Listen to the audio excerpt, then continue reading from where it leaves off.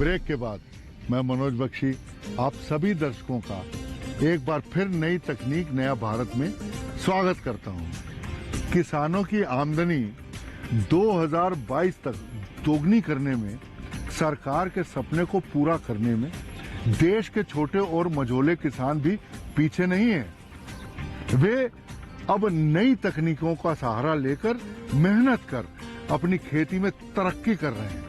मध्य प्रदेश के बुरहानपुर जिले के एक छोटे से गांव बसाड़ में रहने वाले दिव्यांग किसान नरेश पाटिल परंपरागत खेती करते थे, लेकिन लगातार खेती में लागत की बढ़ोतरी और मुनाफा कम होने के चलते नई सोच के साथ खेती में कुछ हट कर करने की ठानी और सरकार से मदद लेकर पॉली हाउस में गुलाब की खेती शुरू की।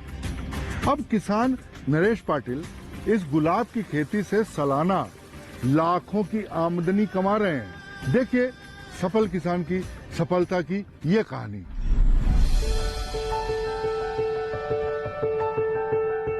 अक्सर हम खेती किसानी में जब कामयाबी की बात करते हैं तो बड़ी जोत वाले बड़े किसानों की बड़ी कामयाबी की चर्चा होने लगती है।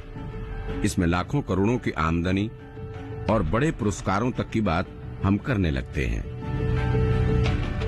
लेकिन जरूरी नहीं कि हर किसान के पास बड़े खेत हों।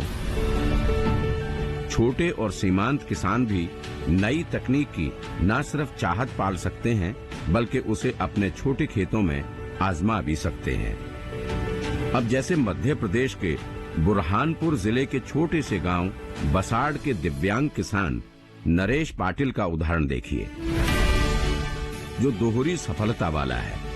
एक तो वो बहुत कम जमीन होने के बावजूद ज्यादा आमदनी कमा रहे हैं और उन्होंने कभी अपने पैरों की दिक्कत अपनी खेती के आड़े नहीं आने दी और खेती में सफलता पाई। उन्होंने मात्र आधा एकड़ खेतों में जब से नई तकनीक और नई फसल अपनाई, उसके बाद से वो 7-8 लाख रुपए सालाना तक की शुद्ध कमाई कर रहे हैं। उन्होंने अपने 2000 स्क्वायर मीटर खेत में NHB की मदद से पॉली हाउस लगवाया है, जिसमें डच रोज की खेती सफलता के साथ कर रहे हैं। टीवी पे करा था, हमने देखा था हमने कि पॉली हाउस बनाया, वैसा शेर अपने को बनाना है। फिर हमने रजिस्ट्रेशन कराया, फिर रजिस्ट्रेशन पास होने के बाद फिर हम तोमर साहब से मिले उद्यानिक विभाग से। वहाँ से उन्होंने कहा फिर बैंक में बात करके आओ। फिर बैंक से बात करी तो वो लोन सेंक्शन हुआ। सेंक्शन होने के बाद फिर हमने पहले उसकी पूना की जो गोविंद ग्रीन हाउस है उससे कांटेक्ट करके फिर हमने वो प्लान तैयार करा। उसके बाद फिर खेती तैयार करने के बाद गुलाब के पौधे लगाए उसमें। दरअसल आज के दौर में डच रोज की मांग काफी है और ये धीरे धीरे बढ़ रही है। इसकी खेती कर पॉली हाउस में अच्छी सफलता मिलती है। नरेश पाटिल ने जानकारी लेकर इसकी पूरी तकनीक समझी, बेड बनवाया, सही पौधों का चयन किया और पौधों के पोषण के लिए सही खाद, फर्टिलाइजर और रोग कीटों से बचाव के लिए व्यवस्था की। वो बताते हैं कि इस खेती के रखरखाव में 25 से 30 हजार प्रति माह का खर्च भी है, जिसमें लेबर से लेकर पैकिंग तक के खर्चे शामिल हैं। 20 फूलों का बंच बनता है और कैंची से कटाई करते उसकी 20 फूलों की खाने में रखने के बाद भी बंच बांधते, तो उसको पैकिंग बॉक्स में करते कार्टून के अंदर, फिर हम बस से बेचते। बस इतना इंतजाम करना काफी था। इसके बाद हुई उपज की मार्केटिंग के लिए उन्हें ज्यादा परेशान नहीं होना पड़ता है। वे इंदौर मंडी के ठेकेदार से संपर्क में रहते हैं, जो उनकी उपज की आपूर्ति के मुताबिक उन्हें मूल्य देता रहता है। उस क्षेत्र के कृषि अधिकारी बताते हैं कि कैसे नरेश को उनके 18 लाख के इस पॉली हाउस के प्रोजेक्ट में सरकार की तरफ से 9 लाख की सब्सिडी मिली। सरकार की ऐसी योजना का लाभ उठाकर कई किसान इसी प्रकार गुलाब की खेती से 5 से 7 हजार तक प्रतिदिन की आमदनी ले रहे हैं।